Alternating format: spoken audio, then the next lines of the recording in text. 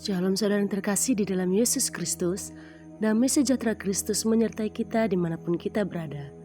Firman Tuhan hari ini tercatat dalam kitab 1 Samuel 1 ayat 1 sampai 28. Lahirnya Samuel. Ada seorang laki-laki dari Ramataim Zophar, dari pegunungan Efraim, namanya Elkana bin Yeroham, bin Elihu, bin Tohu, bin Zu, seorang Efraim. Orang ini mempunyai dua istri, yang seorang bernama Hana dan yang lain bernama Penina. Penina mempunyai anak, tetapi Hana tidak. Orang itu dari tahun ke tahun pergi meninggalkan kotanya untuk sujud menyembah dan mempersembahkan korban kepada Tuhan semesta alam di Silo. Di sana yang menjadi imam Tuhan ialah kedua anak Eli, Hofni dan Pinehas. Pada hari Elkana mempersembahkan korban, diberikannya kepada Penina istrinya, dan kepada semua anaknya yang laki-laki dan perempuan, masing-masing sebagian. Meskipun ia mengasihi Hana, ia memberikan kepada Hana hanya satu bagian, sebab Tuhan telah menutup kandungannya, tetapi madunya selalu menyakiti hatinya supaya ia gusar, karena Tuhan telah menutup kandungannya. Demikian terjadi dari tahun ke tahun. Setiap kali Hana pergi ke rumah Tuhan, Penina menyakiti hati Hana, sehingga ia menangis dan tidak mau makan. Lalu Elkana suaminya berkata kepadanya, "Hana, mengapa engkau menangis? Dan mengapa engkau tidak mau makan? Mengapa hatimu sedih? Bukankah aku lebih berharga bagimu daripada 10 anak laki-laki?" Pada suatu kali, setelah mereka habis makan dan minum di Silo, berdirilah Hana, sedang Imam Eli duduk di kursi dekat tiang pintu bait suci Tuhan. Dan dengan hati pedih ia berdoa kepada Tuhan sambil menangis terseduh-seduh. Kemudian bernazarlah ia, katanya, "Tuhan semesta alam, jika sungguh-sungguh engkau memperhatikan sengsara hambamu ini, dan mengingat kepadamu dan tidak melupakan hambamu ini, tetapi memberikan kepada hambamu ini seorang anak laki-laki, maka aku akan memberikan dia kepada Tuhan untuk seumur hidupnya dan pisau cukur tidak akan menyentuh kepalanya."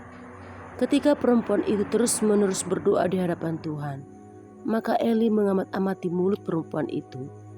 Dan karena Hana berkata-kata dalam hatinya, dan hanya bibirnya saja yang bergerak-gerak, tetapi suaranya tidak kedengaran, maka Eli menyangka perempuan itu mabuk. Lalu kata Eli kepadanya, "Berapa lama lagi engkau berlaku sebagai seorang mabuk? Lepaskanlah dirimu daripada mabukmu." Tetapi Hana menjawab, "Bukan Tuanku, aku seorang perempuan yang sangat bersusah hati. Anggur ataupun minuman yang memabukkan tidak kuminum, melainkan aku mencurahkan isi hatiku di hadapan Tuhan. Janganlah anggap hambamu ini seorang perempuan dursila, sebab karena besarnya cemas dan sakit hati aku berbicara demikian lama." Jawab Eli, "Pergilah dengan selamat, dan Allah Israel akan memberikan kepadamu apa yang engkau minta daripadanya." Sesudah itu berkatalah perempuan itu, "Biarlah hambamu ini mendapat belas kasihan daripadamu." Lalu keluarlah perempuan itu. Ia mau makan dan mukanya tidak muram lagi. Keesokan harinya bangunlah mereka itu pagi-pagi, lalu sujud menyembah di hadapan Tuhan. Kemudian pulanglah mereka ke rumahnya di Rama. Ketika Elkana bersetubuh dengan Hana, istrinya, Tuhan ingat kepadanya. Maka setahun kemudian mengandunglah Hana dan melahirkan seorang anak laki-laki. Ia menamai anak itu Samuel, sebab katanya, "Aku telah memintanya daripada Tuhan." Elkana laki-laki itu pergi dengan seisi rumahnya, mempersembahkan korban sembelihan tahunan dan korban nazarnya kepada Tuhan. Tetapi Hana tidak ikut pergi, sebab katanya kepada suaminya, "Nanti apabila anak itu cerai susu, aku akan mengantarkan dia, maka ia akan menghadap ke hadirat Tuhan dan tinggal di sana seumur hidupnya." Kemudian Elkana suaminya itu berkata kepadanya, Perbuatlah apa yang kau pandang baik.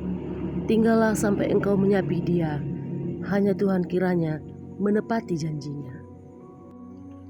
Jadi tinggallah perempuan itu dan menyusui anaknya sampai disapinya. Setelah perempuan itu menyapi anaknya, dibawanyalah dia dengan seekor lembu jantan yang berumur 3 tahun, 1 eva tepung dan sebuyung anggur, lalu diantarkannya ke dalam rumah Tuhan di Silo. Waktu itu masih kecil betul kanak-kanak itu. Setelah mereka menyembelih lembu, mereka mengantarkan kanak-kanak itu kepada Eli.